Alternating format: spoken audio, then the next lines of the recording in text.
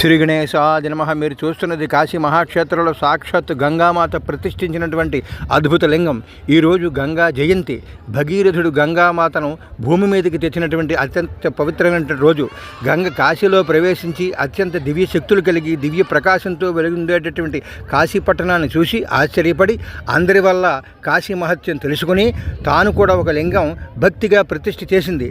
ఈ లింగాన్ని దర్శించిన బహు సంవత్సరముల నుండి చేసినటువంటి పాపాలు పోవునని, ఈ లింగం గూర్చి విన్నా చదివినా పవిత్ర గంగానదిలో స్నానం చేసినటువంటి పుణ్యం కలుగునని, అంతేకాకుండా మరణించిన తర్వాత స్వర్గలోక ప్రాప్తి కలుగునని కుమారస్వామి అగస్త్య మహర్షికి చెప్పినట్లు కాశీఖండం 91 వారణాసి మహత్యం 11వ అధ్యాయంలో రాశారు. చౌక్ పోలీస్ స్టేషన్ ఎదురుగుండా సందులోంచి వెళ్ళి పశుపతినాథ్ మందిరం అక్కడనే అడగాలన్నమాట. ఆ పశుపతినాథ్ మందిరం దగ్గరికి వెడితే ఆ పక్క సందులోనే ఈ గంగేశ్వర లింగం ఉంది.